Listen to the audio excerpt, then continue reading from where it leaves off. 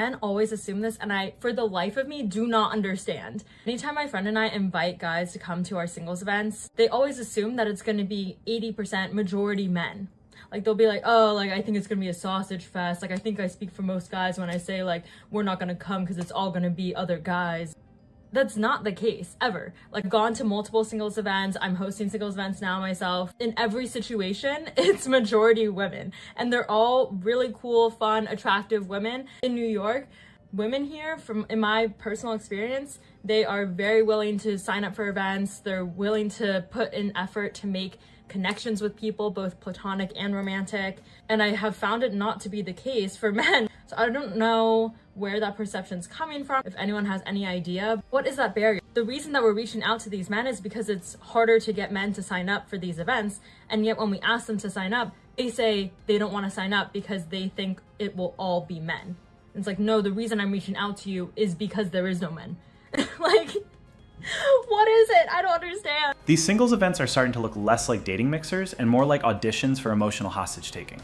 She is confused why men won't show up. Like, dudes are just supposed to walk into a lion's den because there's wine and cupcakes. Men hear singles events and immediately know it's a setup. That's not a dating event, that's a tribunal. You walk in and suddenly you're being judged by your shoes, your height, your job, your star sign, and whether your chakras align with her attachment issues.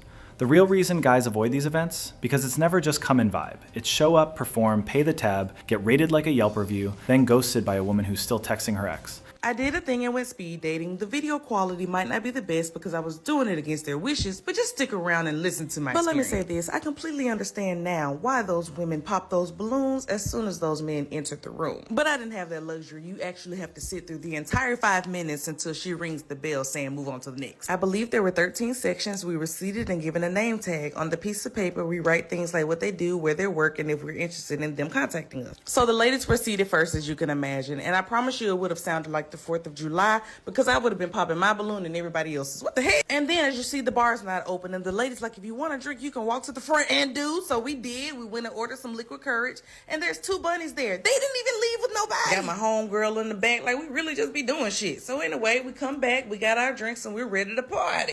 But baby, let me tell you, this was such an experience. From the peeping Toms to the Velcro Asics to the men who have wonderful careers but are just awkward as hell. One guy, I tried so hard to cover my face because his breath smelled like, but look, my friend enjoying herself head. And do you want to know what's even more frustrating?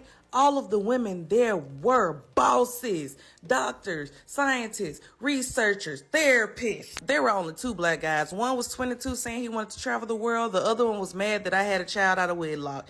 Anyway, maybe next time. So she went to a speed dating event, not to find love, but to secretly film unsuspecting dudes like it was a wildlife documentary. This lady came to a man-hunting expo, and guess what? She is mocking the inventory. That's like walking into Walmart, broke, then complaining the TVs aren't 4K enough. Also, imagine being a guy just trying to make small talk, and boom, now you're content for a woman who thinks she's too good for human interaction.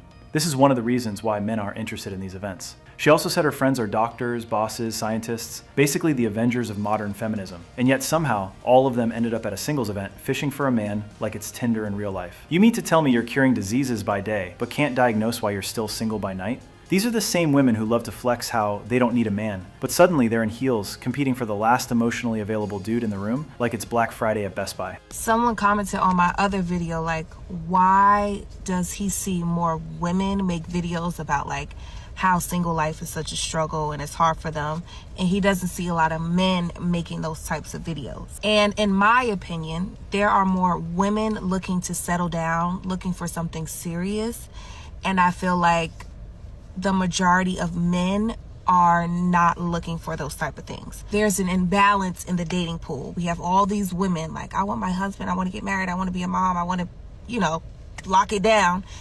And then the men in the pool are like, nah, I'm not trying to do that. Like, I'm still trying to be outside. I want to date multiple people, or they're just looking to hook up. They want to have a situationship. So it's no balance. So you see a lot of women complaining that the men in the dating pool, they're not attracting the type of men that they're looking for because men are not looking for anything serious. That's just my opinion. When men get rejected, they just take the L, dap themselves up in the mirror, and go back to the gym. Meanwhile, these ladies are out here treating single life like it's a personal apocalypse. Every week, they drop a TikTok rant about how men don't want them, while wearing lashes longer than their attention span. Men don't complain because they figured it out early. The dating pool's been peed in, and they're not about to swim in it doing backstrokes. But some women, they're documenting every ghosting like it's a war crime. And let's be honest, men don't talk because they know no one's coming to save them. They either level up or stay down. Women, some want to stay the same and still get picked like it's a charity draft. Men aren't complaining because they're not surprised. They've been reading the script while the women are just realizing they're not the main character anymore.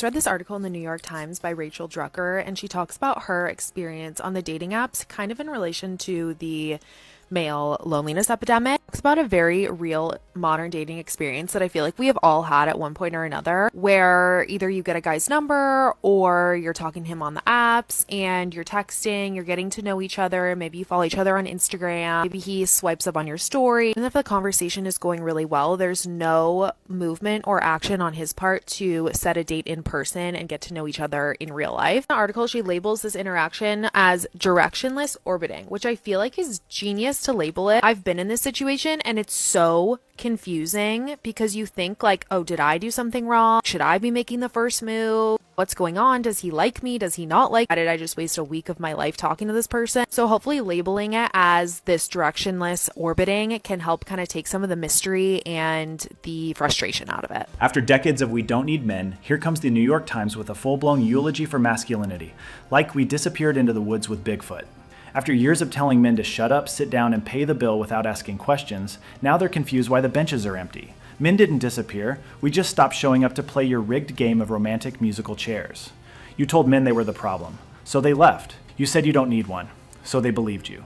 You said your career, your friends, your freedom came first, and that's cool, but don't start crying wolf when the men you ignored are now building peace and protein shakes in silence.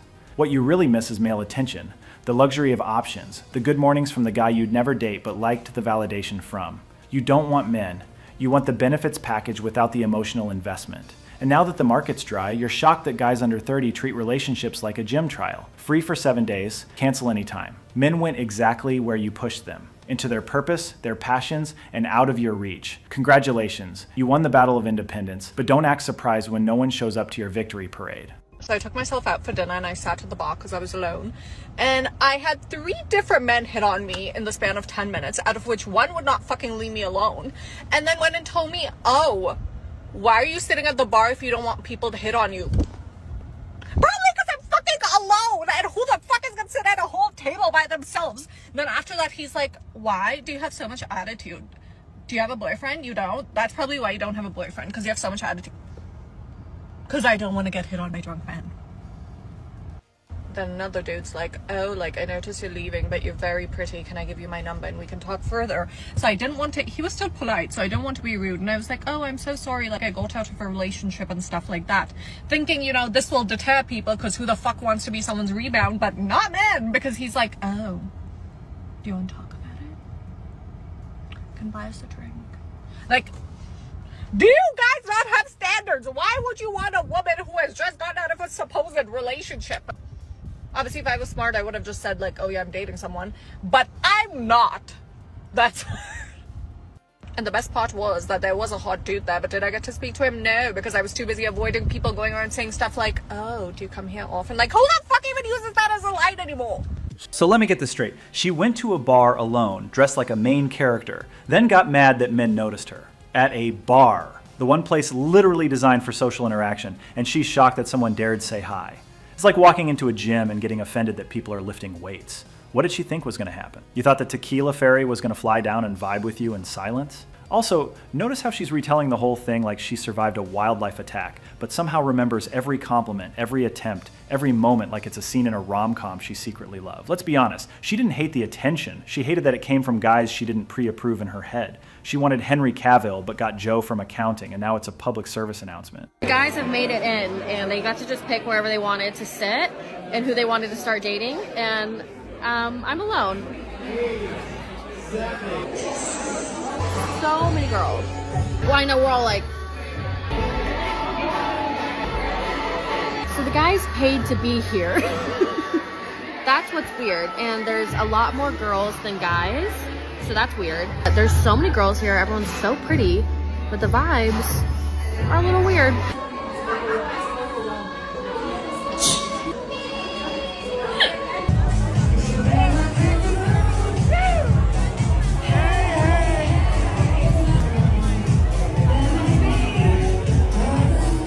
Another singles event that flopped. This is peak modern romance desperation wrapped in delusion. They show up at a singles event, all dolled up, expectations sky high, thinking she's about to get courted like it's 1952 and she's the only woman in the room. But, plot twist, she's surrounded by a sea of women just like her, mid-30s to mid-delusional, all eyeing the same 3 guys like it's the last plate of hot wings at a buffet. Also, the few guys who attended paid to be there. Let that sink in. These poor dudes shelled out actual cash, probably skipped lunch or sacrificed fuel money, to show up at a singles event where 90% of the room is women, and somehow these guys still don't get matches. You know how wild that is? That's like going to a buffet where everyone's starving, and still being the only dish nobody touches.